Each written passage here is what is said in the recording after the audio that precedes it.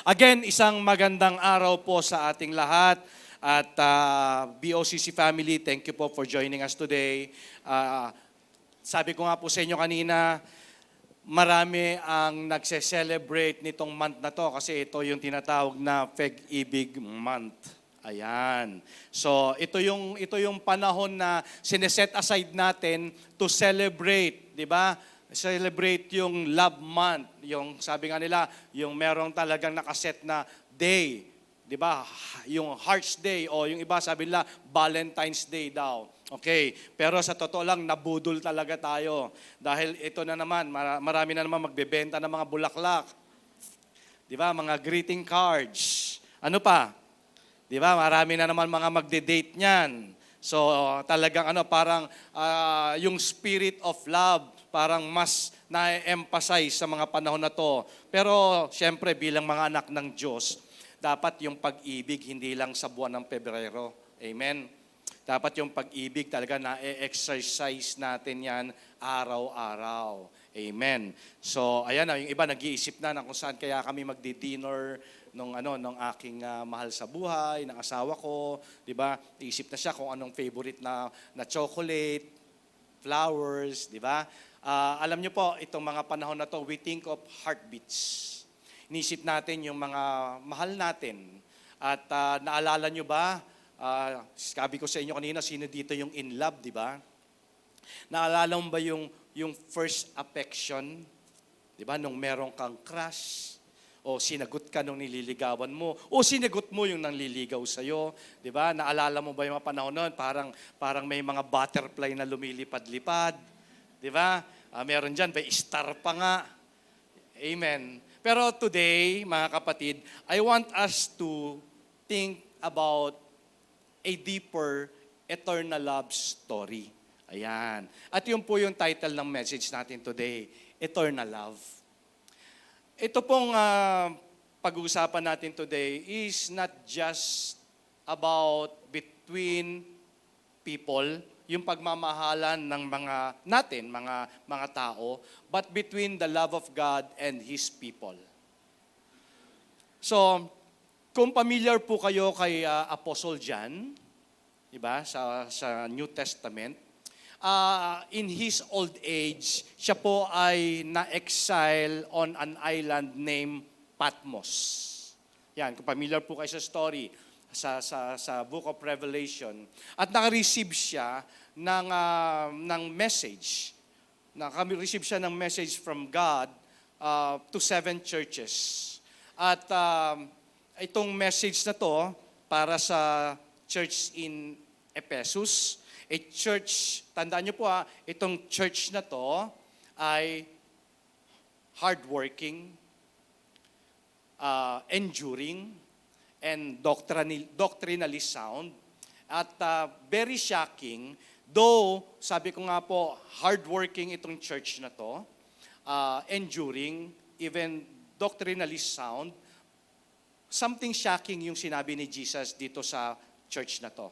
Well, for us today, alam naman natin, ang church, we're not talking about the building.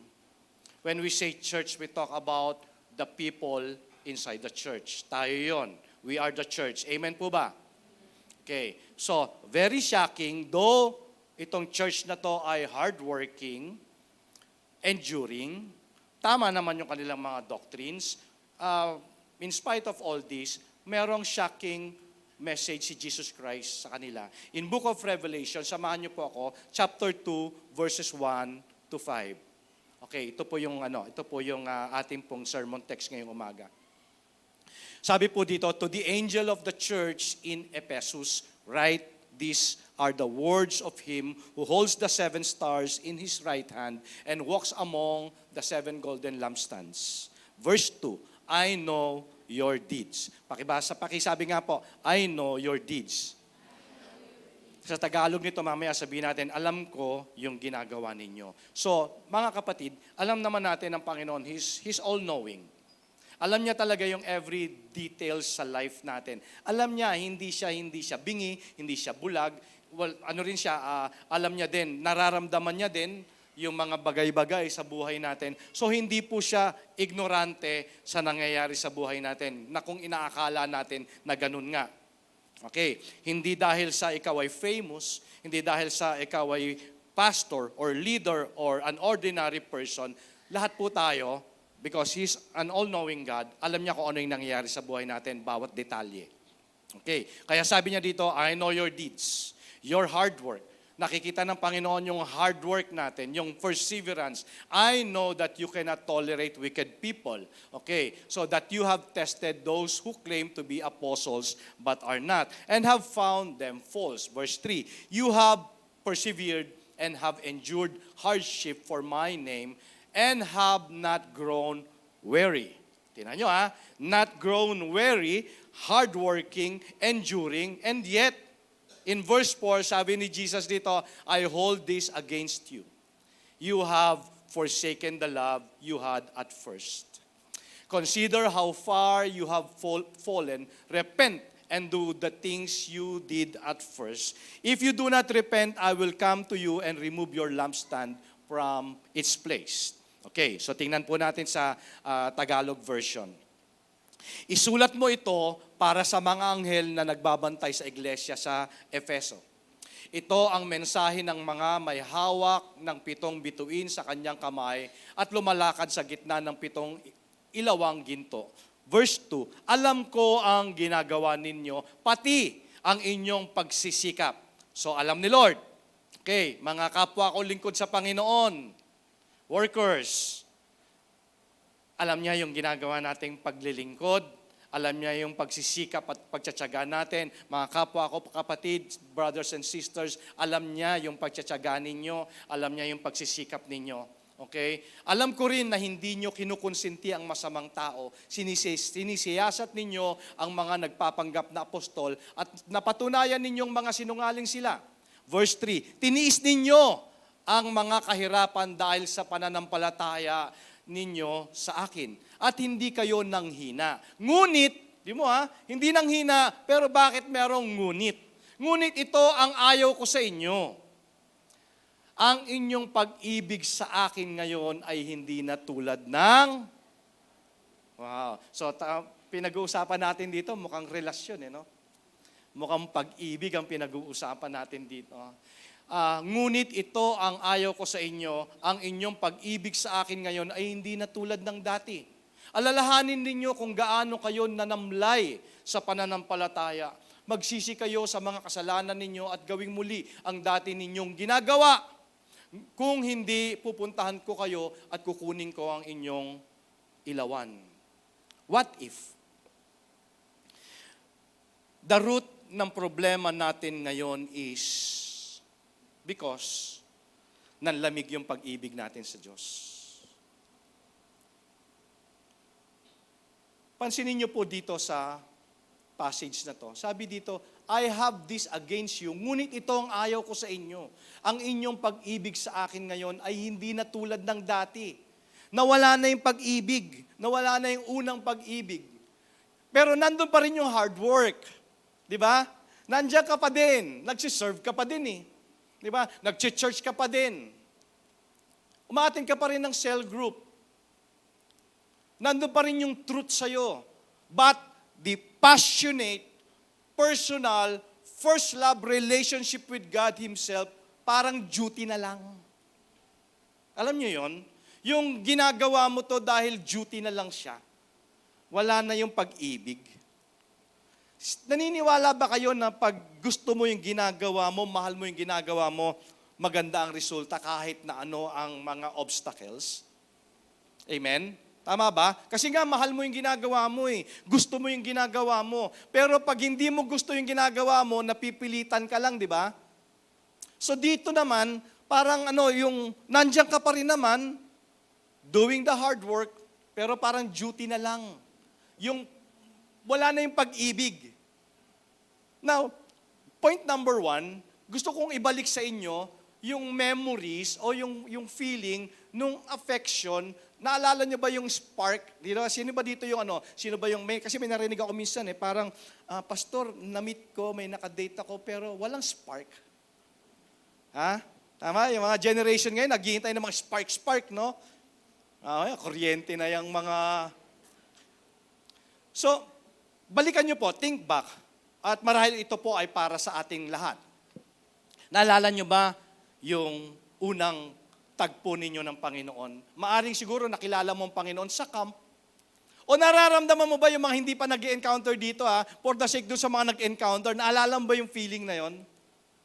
Yung mga nag-encounter? Di ba?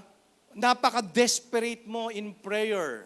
Yung quiet moment na yon, di ba? Nung nabasa mo yung scripture, talagang sabi mo, Lord, thank you. Di ba? Kaya sabi ng Bible talaga, ang salita ng Diyos talaga buhay eh. Nagbibigay talaga ng buhay sa atin. Now, yun yung mga panahon, yun yung mga season na yung pag-ibig natin sa Diyos ay hindi duty but a delight. Naalala nyo yun, yung mga panahon na yon, church? Meron yun. Meron yung first spark na yon. Kaya ka nga pabalik-balik sa Panginoon eh. Kaya ka nga nandrito hanggang ngayon. For so many years, Sunday in, Sunday out, sa cell group mo nandun ka, di ba? You serve, you give, di ba? Kasi nga nandun yung nandun yung experience na yon. When praise was effortless. Hindi ka na kailangan i-text para mag-church. Di ba? Hindi ka na kailangan i-text para umattend ng cell group. Kasi effortless siya, parang na siyang lifestyle sa'yo. And prayer was a conversation. Diba? Yun yung prayer life mo, talagang nakikipag-usap ka talaga sa Panginoon. At yung word niya, yun yung love letter mo.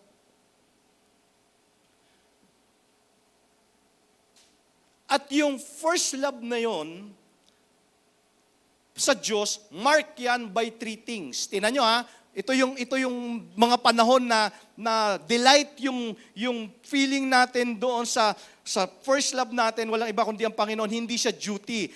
Naalala mo yung mga panahon na yon, mark by 3 things yung pagmamahal mo na yon. Number 1 is priority mo ang Diyos. Diba? Priority mo siya. Kaya nga may mga naririnig tayo na ang tagal niyang nawala, pero pag na-meet mo siya, pag tinanong mo siya, Brad, kumusta na? Sis, kumusta na ang spiritual life? Hindi naman ako nakakalimot. Di ba? Tama ba? Naririnig nyo yun? Ikaw o ako, tayong lahat, minsan naririnig natin sa mga bibig natin yun, hindi naman tayo nakakalimot. Pero, hindi mo na priority si Lord. Hindi na siya yung sentro ng interest mo.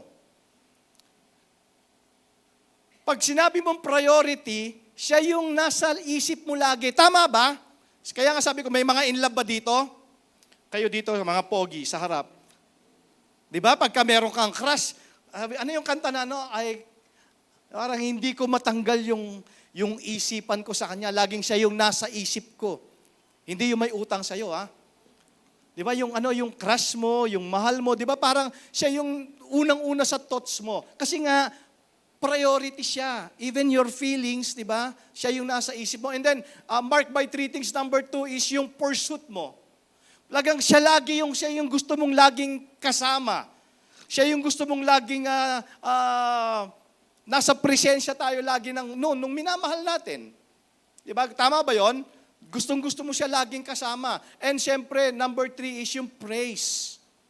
Na, pagka nagpe-praise ka sa Kanya, talagang iba talaga yung joy. Di ba yung joy overflowed talaga? Kasi nga, ang joy is the fruit of the Holy Spirit.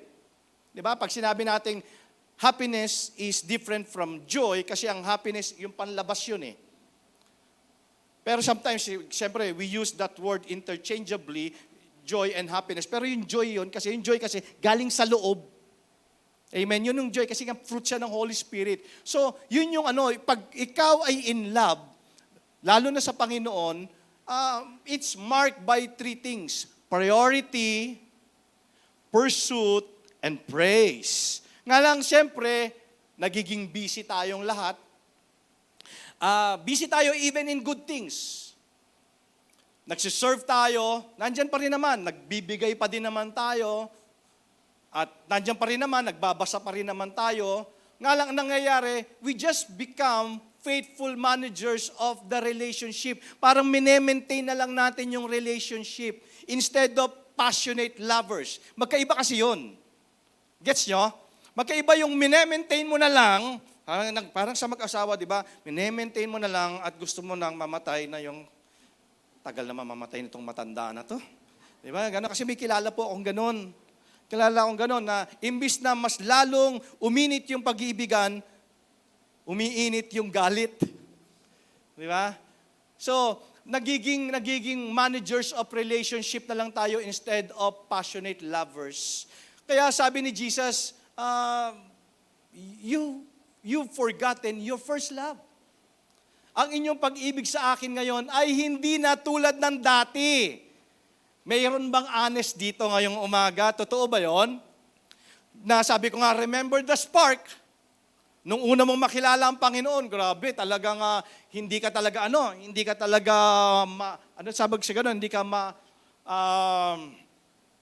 hindi mo matiis, 'di ba, na wala sa church, hindi mo matiis na hindi makipag-fellowship, 'di ba? Kasi nga yung pag-ibig na naramdaman mo talaga, 'di ba? Nga lang habang tumatagal, nagiging complacent na tayo, human as we are maybe, 'di ba? Yung pag-ibig natin hindi na tulad ng dati. Pero hindi naman ako nagsabi noon eh. Si Jesus ang nagsabi noon eh. Sabi niya, I have something against you. I know your hard work. Alam ko na nagpapagal ka. Alam ko na nagsasacrifice ka. Well, it's good. Pero,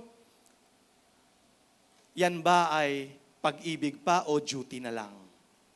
Tanungin mo yung katabi mo, pag-ibig pa ba yan o duty na lang?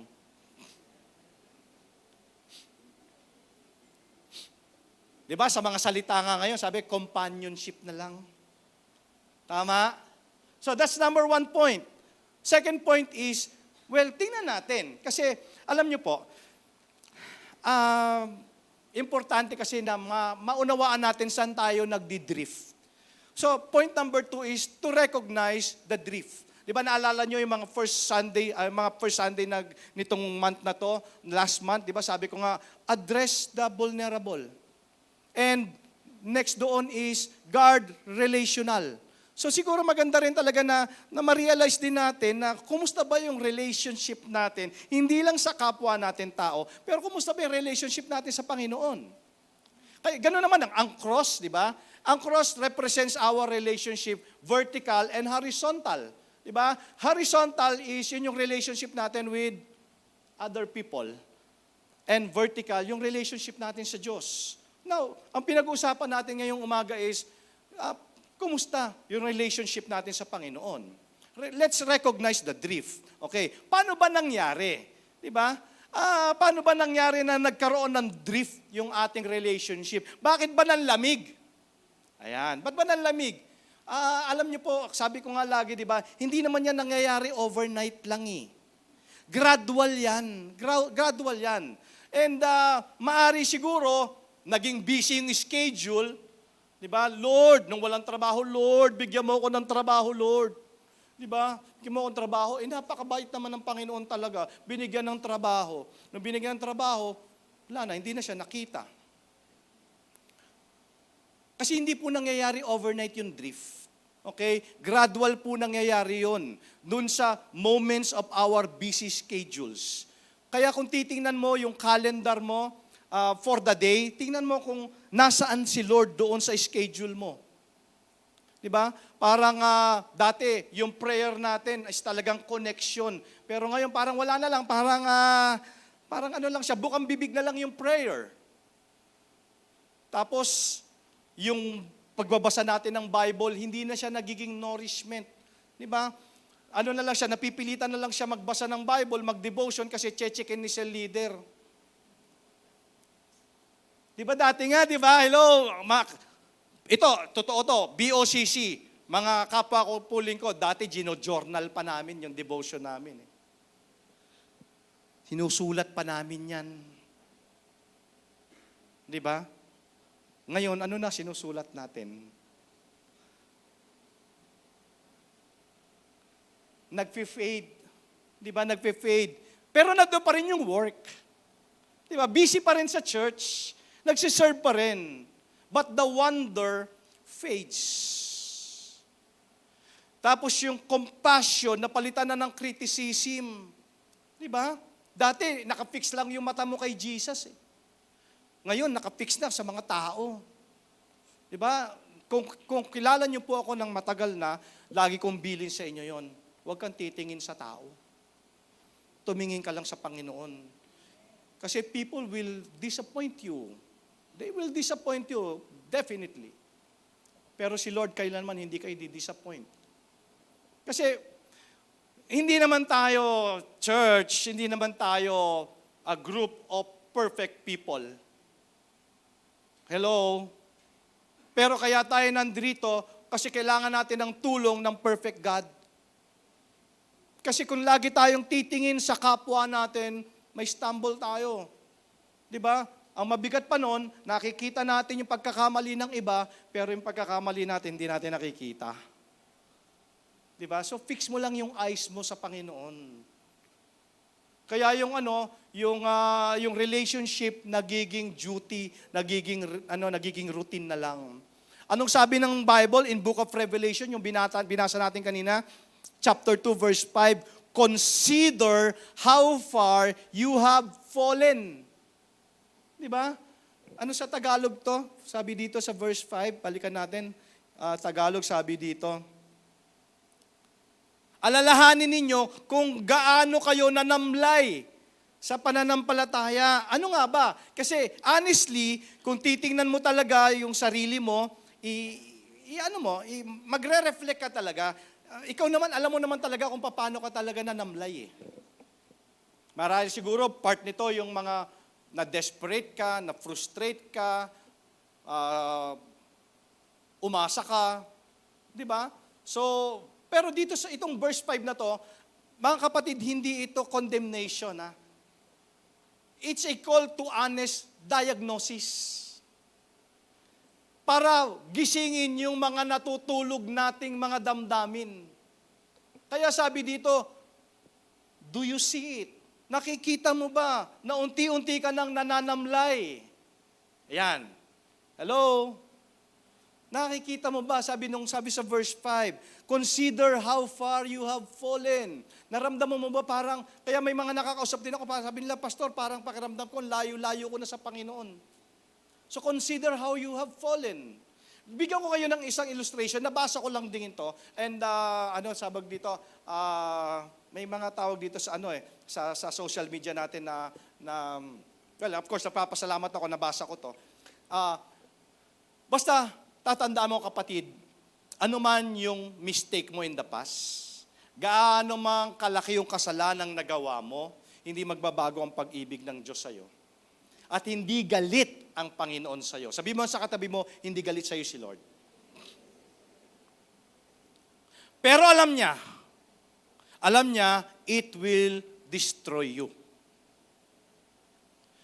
Nararamdaman kasi ng Panginoon yung layo. Nararamdaman niya yung paglamig. Di ba? Kaya nga, di ba? Ang pinakamasakit na linya dito, yung sabi ng Panginoon na, alam ko ang ginagawa mo in verse 2. I know your deeds. So, hindi lingid sa kalaman ng Diyos yung nangyayari sa buhay natin. Kaya dito sa passage na to, sinabihan na kaagad niya tayo na, alam ko yung nangyayari sa'yo. Di ba? Alam ko. Diba? Nakikita ko yung mga ngiti mo pero wala nang joy. Plastic yung ngiti na yun, no? Yung pag tinanong mo, kumusta na? Okay lang. Tapos nakangiti.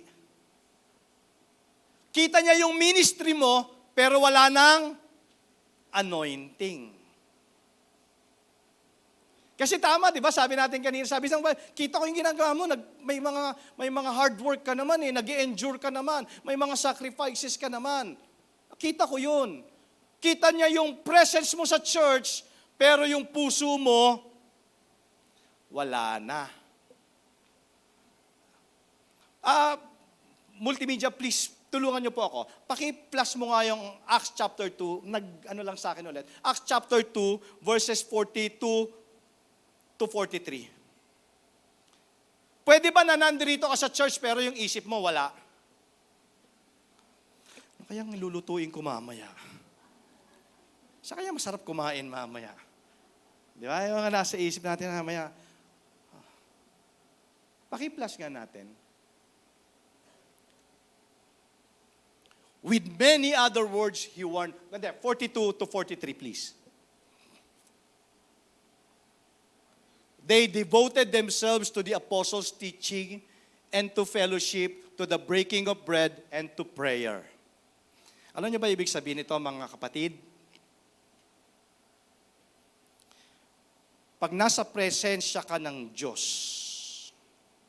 isa sa mga clear na indication, di ba? It's one of the clear indication that you are in the presence of God, especially this moment when you are at church, your prayer time, your devotional time, your cell group, your fellowship, your breaking of bread, whatever it is, isa sa mga indikasyon na tama ang presensya ng Diyos na kung nasaan ka, mayroong mga signs and wonders. Verse 43, kapatid. Verse 43, tingnan mo. Everyone was filled with awe at the many wonders and signs performed by the apostles. Pag nasa presensya ka ng Diyos, may kasama yan ng mga miracles, signs and wonders, may healing. Tama ba? Nararamdaman mo po ba yun? Pag nasa presence ka ng Panginoon, may signs and wonders, may healing, may peace. Di ba? Ano pa yung mga signs and wonders na nararamdaman natin? Transformation ng life, restoration ng relationship. Kasi nga, yun yung gift ng presence ng Panginoon sa life natin.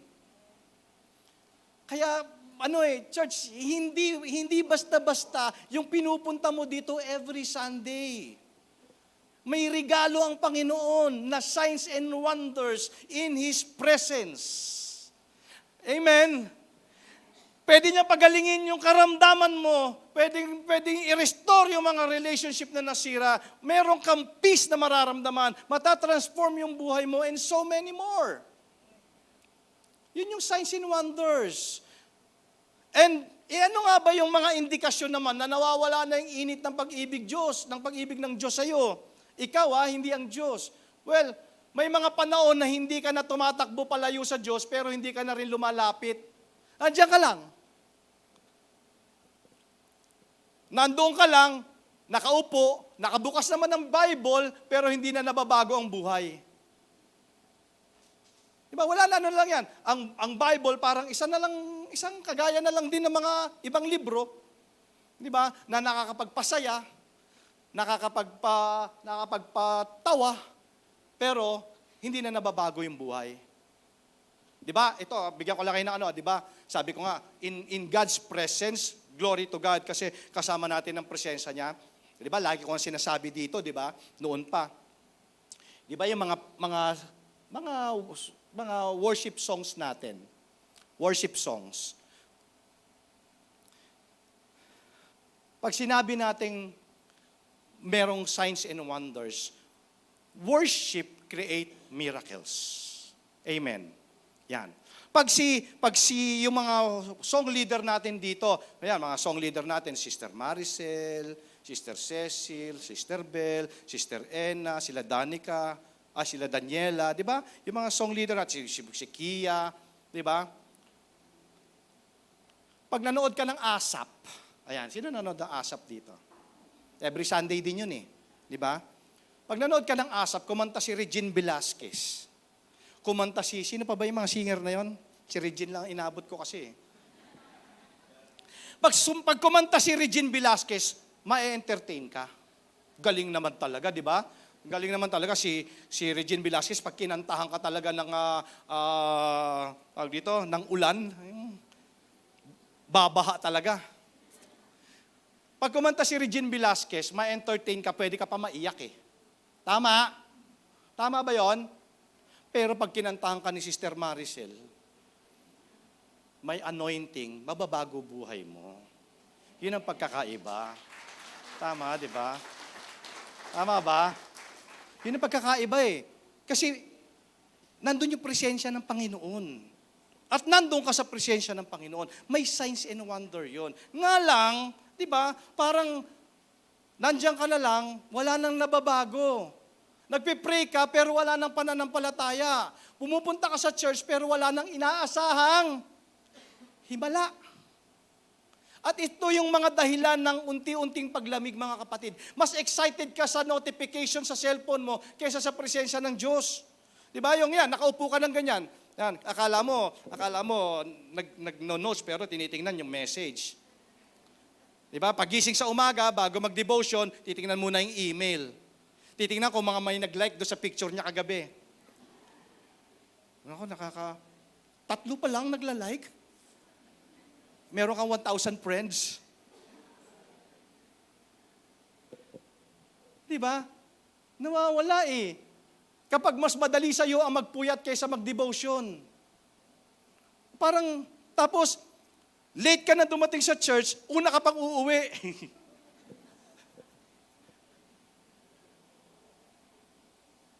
Kapag mas mabilis ka magreklamo kaysa magpasalamat.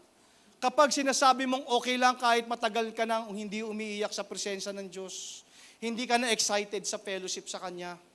Kaya nga sabi ko sa inyo, Church Acts chapter 2, 42-43, pag nasa presensya ka ng Panginoon, merong signs and wonders. Amen? Kasi definitely, healing, peace, transformation, kasama yung lahat. Kaya wag niyong yung breaking of bread natin sa bahay mo o dito sa church, attendan nyo. Di ba? Lahat ng mga gawain na alam mo naman talaga na binibless ng Panginoon kasi may signs and wonders yun eh. Amen. Mamaya nga may sila kami.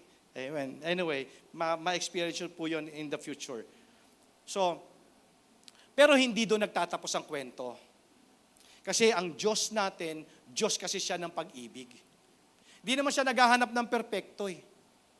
Hindi siya naghahanap ng perpekto. Ang hinahanap niya, yung taong sasabihin, Lord, pagod na ako. Tulungan mo po akong maibalik yung init ng pag-ibig ko sa iyo. Yun naman ang importante dun eh. Remember the spark. Di ba? Di ba ewan ko kung na-experience nyo yun, yung siyempre pagka may nililigawan ka, talagang hindi ka mapakali, diba? Yun yung spark eh. And God loves you.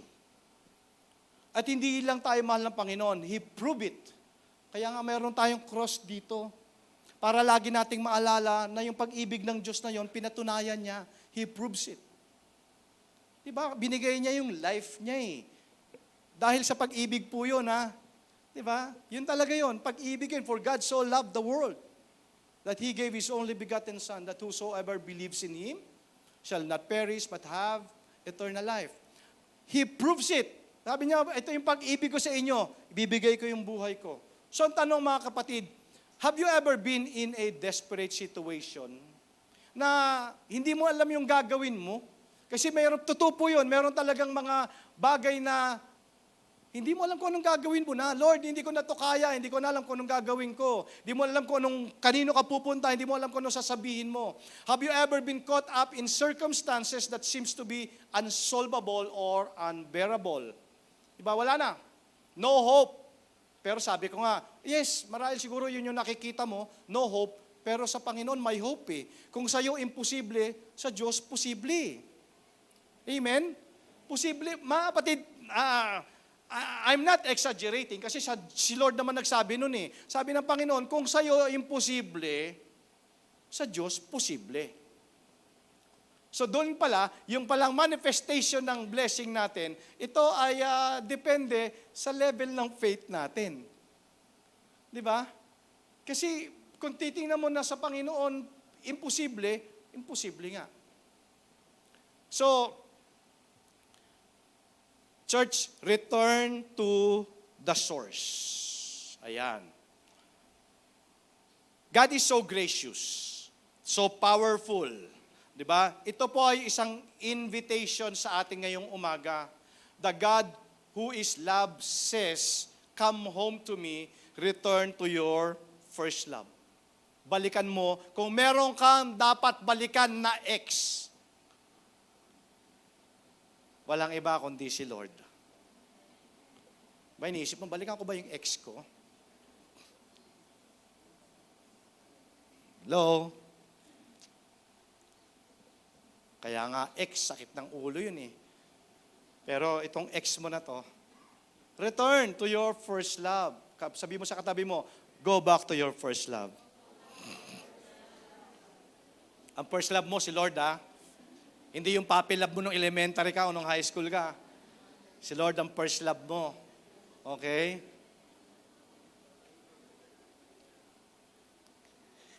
Hindi tayo iniwan ng Diyos, tayo ang nang-iwan. In Revelation chapter 2 verse 5, para makabalik tayo, sabi ng Panginoon, repent. Turn around. Change your mind.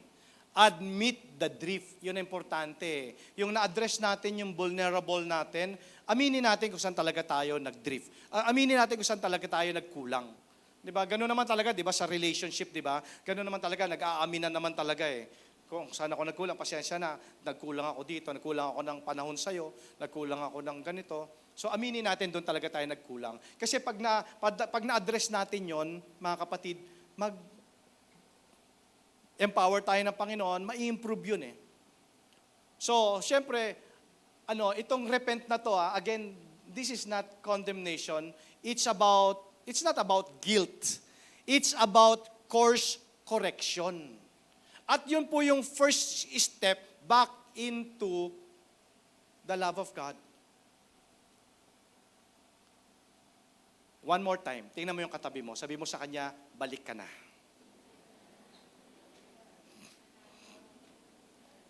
Balik na.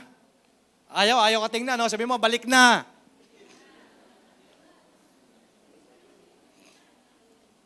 So kung meron kang ex na dapat balikan, sino? Go back to your first love. Di ba? Ano sabi doon sa passage na binasa natin kanina? Remember how you have fallen. And then next doon sabi doon, do the things you did at first. Tama ba? Tama ba yung sa binasa natin? Tingnan natin.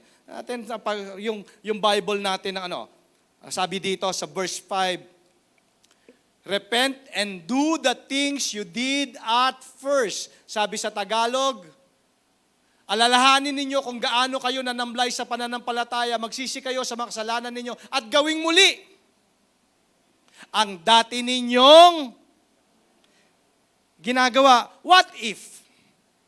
What if na ang problema pala natin is nakalimutan na natin gawin yung dati nating ginagawa. Grabe, pag Sunday, gusto mo ikaw na magbukas ng church eh. Ang aga mo sa church. Di ba? Talagang yung eagerness mo to serve. Di ba? Pero, anyari? Ano nangyari? Admit the drift, mga kapatid. Turn around. Change your mind. Di ba? Ito yung first step back to God's love. Kailangan talaga nating bumalik at gawin ulit natin yung dati nating ginagawa, yung dati nating mga practices. Di ba yung ang pakiramdam natin ay head over heels yung pag-ibig natin sa Panginoon. Sabi ko nga po sa inyo, dati kami gino-journal pa namin yan. Talagang nauubos talaga yung mga notebook talaga namin sa devotion namin. Tapos, di ba dati ginagawa mo pa yon kahit na nasa sasakyan ka, di ba, nagpe-play ka ng mga worship songs, nagwo-worship ka kahit mag-isa ka. Anyan, church, ano nangyari? Ano na? Nagagawa pa rin ba yon? Yung meron ka nararamdaman na hunger and thirst sa presensya ng Diyos. Ganon dati. Kaya sabi ng Panginoon, balikan mo yung dati mong ginagawa. Of course, not to earn God's love, but to rekindle it. Diba? Hindi naman, mahal naman tayo ng Diyos eh, kahit ano pa nga tayo eh. Pero tayo, para ma-rekindle natin ulit yung pag-ibig natin sa Panginoon. Dati talagang kahit nasaan ka, nagwo-worship ka. Diba? Sa bulsa mo ang laman, mga verses. Do the things you did at first.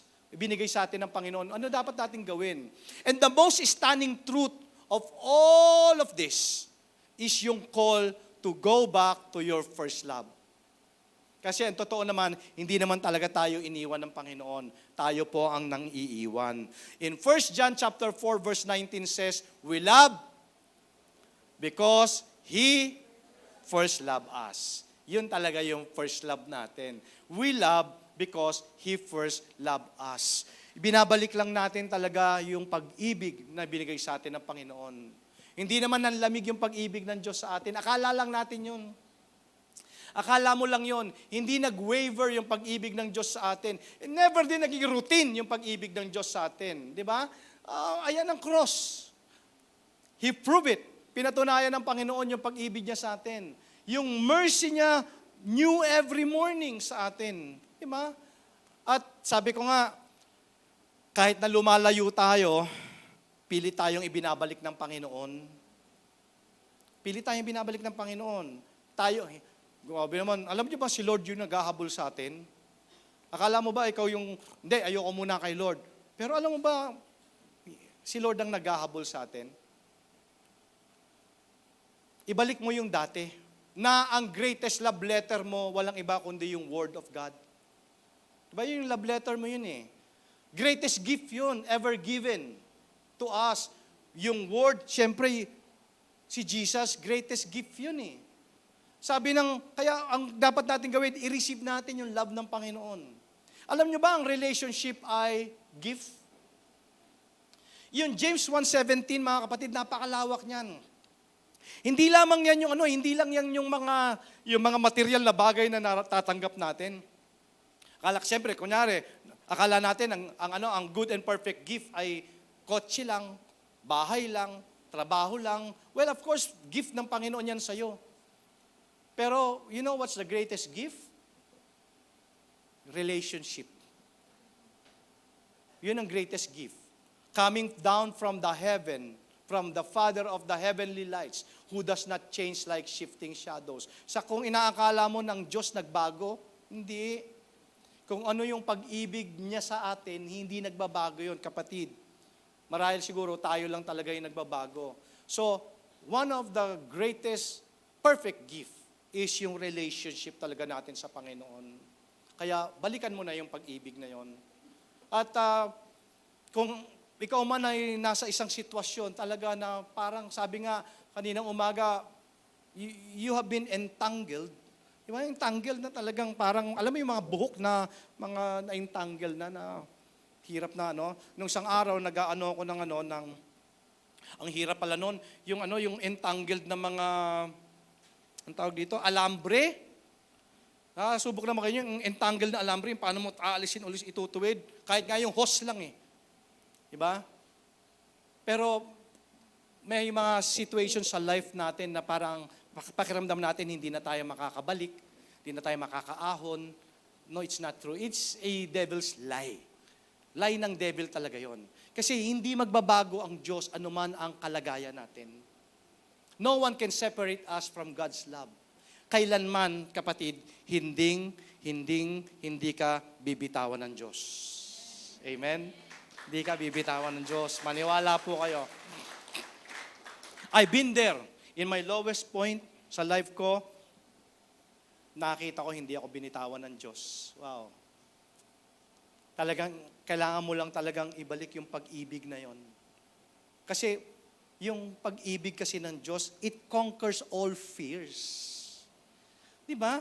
Alam mo na merong Diyos na nagmamahal sa'yo. So, it conquers all. Kung meron takot, merong mga worries, kahit ano yan, it conquers all. Kasi alam mo, may Diyos na nagmamahal sa'yo. At yung Diyos na yon, so powerful. Almighty God. He never changed. So, ngayong umaga, katulad din ng question ni Apostle Paul, gusto ko rin kayong tanungin. Kasi maaari pong siguro, yung reason ng drift ninyo ay dahil siguro sa problema, mga trials, tribulations, di ba? Ano pa? Mga pains, kasi nakaranas ka ng pain, siguro yun dahilan ng pag-drift, di ba? Mga sorrows, distress, persecution, na-persecute ka, or nagkaroon ng famine sa life mo, di ba? Dangers, or whatever. Church, sabi ko nga po sa inyo kanina, gusto kong itanong kagaya rin ng tanong ni Apostle Paul this morning, what? And I say, who? shall separate us from the love of Christ. Hindi. Ano man ang kalagayan mo, tribulation man yan, distress man yan, pain man yan, di ba? Kailanman hindi ka bibitawan ng Diyos. Kailanman. Kaya itong Romans 8:38-39, mga kapatid, the reason na gusto kong ipagyabang yung pag-ibig ng Diyos, kasi hindi ko kayang ipagyabang pag-ibig ko sa Diyos eh. I cannot brag. Hindi ko pwedeng sabihin na mahal ko talaga ang Diyos. Kasi yung pag-ibig ko, nagfe-fail eh. Pero yung pag-ibig ng Diyos, kailanman hindi magfe-fail. Kaya nga, in Romans 8:38-39, I am convinced. At gusto ko rin kayong i-convince that neither death, anumang tribulations, anumang pain, anumang distress, anumang problema, neither death or life, neither angels nor demons, neither the present nor the future, nor any powers, neither height nor depth, nor anything else in this creation will be able, wala kailanman o sino man na makapaghihiwalay sa atin sa pag-ibig ng Diyos. Amen? Kailanman hindi ka bibitawan ng Diyos. Sabi sa Tagalog, sapagkat natitiyak ko na walang makapaghihiwalay sa atin sa pag-ibig ng Diyos na ipinakita sa atin sa pamamagitan ni Kristo na ating Panginoon. Maging kamatayan, buhay, mga anghelo o anumang makapangyarihang espiritu, ang kasalukuyang panahon, ang hinaharap, ang mga kapangyarihan, ang mga nasa itaas o mga nasa ibaba o kahit ano pa mang mga bagay sa buong mundo ay hindi makapaghihiwalay sa atin sa pag-ibig ng Diyos. Yun yung nagbaband sa atin, mga kapatid, yung pag-ibig ng Diyos sa atin. Kaya, wag na wag mong kakalimutan ang pag-ibig ng Diyos sa'yo. Today, yung puso natin, though busy tayo from the bustle of life, this service or whatever, yung noise of life, church, come back to the simplicity, the passion, the devotion of your first love. Dapat yung ating panalangin sa Panginoon, Lord, ikaw yung aking first love eh. Forgive my drift. Set the fire. Lord, set the fire. At Lord, help me, empower me na manumbalik yung pag-ibig na yon. Alam mo, ang Diyos, hindi lumalayo, naghihintay lang siya sa'yo. At ano man yung nagawa mo in the past, mga kapatid, ano man yung nagawa mo in the past, hindi siya galit sa'yo. At hinihintay ka niyang bumalik sa kanya open arms. Let your burn, yung passion ng pag-ibig mo, ay maibalik mo sa kanya. Dahil yung pag-ibig na yon, eternal yon. Hindi kagaya ng pag-ibig natin dito sa ibabaw ng lupa. Diba? Alam ko, parang ang hirap, Pastor, parang ang hirap naman i-connect yung pag-ibig. Kasi nakaranas ako ng pain, nakaranas ako ng pagkaiwan, di ba? Pero, ibahin natin ang Diyos. The cross, prove it. Binigay niya yung life niya sa atin. So ngayong umaga, mga kapatid, ano man ang kalagayan mo, kailanman, wala makakapaghiwalay niya sa pag-ibig ng Diyos sa iyo. All we need is just to repent. Repent is the change of mind. Di ba? Admit natin yung ating pagkakamali. At open arms lang naman naghihintay ang Panginoon eh. Pwede ka ulit magsimula. Di ba? God is giving you a fresh start of that relationship. Hindi po siya nanlamig, tayo ang nanlamig.